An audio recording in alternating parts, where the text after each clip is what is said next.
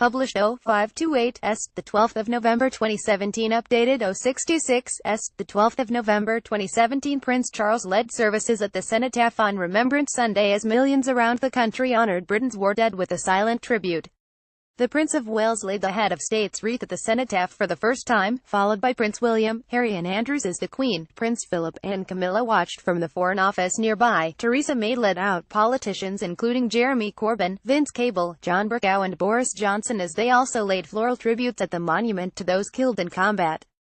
Prince Charles lays the head of state's wreath at the Cenotaph in London for the first time as the Queen watched from nearby. The Prince of Wales took over the role from the Queen as he has stepped up his royal duties in recent years. Princes William Wright, Harry Centre and Andrew Left also laid floral tributes during the Sunday service. Princes William and Harry also laid wreaths during services on Whitehall as Britain honoured its war-dead Prince Philip, who retired from official duties earlier this year, and the Queen were on a balcony of the Foreign Office. The Queen and Prince Philip were joined on the balcony by Camilla as she watched her husband lay the wreath. The Queen appeared emotional as she watched the ceremony below. For Remembrance Sunday, the Duchess of Cambridge looked sombre as she stood next to Sophie, Countess of Wessex, on the Foreign Office balcony. 10,000 people were expected in central London as millions around the world honoured Britain's war dead. Theresa May led out politicians to the Cenotaph including Jeremy Corbyn, Vince Cable, John Bercow and Boris Johnson. Theresa May and Jeremy Corbyn prepared to lay their wreaths alongside John Major, Tony Blair and Gordon Brown, members of the Armed Forces parade prior to the annual Remembrance Sunday memorial at the Cenotaph on Whitehall. Members of the Royal Navy marched past the crowds on Whitehall ahead of Remembrance Sunday services. Veterans cross decked out and raised with war medals affixed to their chest make their way to the Cenotaph. Chelsea pensioners talk among themselves ahead of services at the Cenotaph for Remembrance Sunday. Crowds gathered at the Cenotaph in London for services marking the 99th anniversary of the end of the First World War. Former members of the military gather in London as the country prepares to honour its war dead veterans. Pictured on Whitehall in London ahead of services at the Cenotaph to honour Britain's war dead. Hundreds of police took to the streets of London on Sunday as 10,000 current and former members of the military, dignitaries and members of the public prepared to honour Britain's war dead. Charles will lay the head of state's wreath for the first time at the Cenotaph as the Queen watches from nearby amid a stepped-up security operation. Members of the public are filtered through security barriers at the event. As it was reported, police will be using facial recognition technology for the first time to identify potential troublemakers. A policeman outside number 10 has his hat adjusted before a picture is taken to mark Remembrance Sunday. Former Prime Minister David Cameron makes his way towards the Cenotaph for the Remembrance Sunday service. Jeremy Corbyn and Tony and Cherie Blair were also pictured arriving at the Cenotaph on Sunday morning. Former Prime Minister Gordon Brown and current leader of the Liberal Democrats Vince Cable arrive for the service. Prime Minister Theresa May and husband Philip leave Downing Street for the Remembrance Sunday service. A man walks past Tommy, a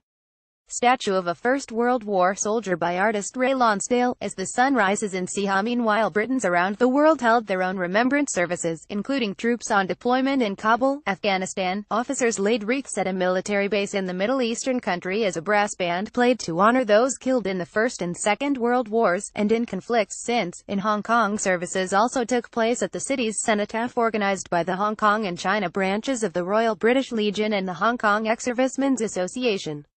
Back in London, crowds were pictured being filtered through security barriers as the Observer revealed that police will be using facial recognition technology for the first time in an attempt to avoid trouble. Officers are reported to be using a database of 50 people who are known for obsessive behavior to public figures, and will be using the cameras to keep them away. Around 10,000 current and former members of the military, dignitaries and members of the public are expected to attend this service, which marks 99 years since the end of the First World War. Servicemen in Kabul, Afghanistan, held their own remembrance service earlier in the day, marking 99 years since the end of the First World War. A British officer carries a wreath of poppies which was laid at a service in Kabul earlier on Remembrance Sunday. British soldiers play in a brass band as they honour Britain's war dead from their base in Afghanistan. British soldiers stand near wreaths during a Remembrance Day ceremony at the Commonwealth War Graves Commission Cemetery in Ramle, Israel. A bagpiper performs during a Remembrance Day ceremony at the Commonwealth Cemetery in Israel. Visitors inspect a tombstone as the Commonwealth Cemetery in Ramle, Israel. On Remembrance Sunday, a French soldier looks at tombstones during a Remembrance Day ceremony in Israel. Dozens of people also gathered at the Cenotaph in Hong Kong for a service organized by the Hong Kong and China branches of the Royal British Legion and the Hong Kong Ex-Servicemen's Association. Members of the military in Hong Kong participate in a service to honor Britain's war dead. Members of the public donned poppies and brought British flags to the remembrance service in Hong Kong.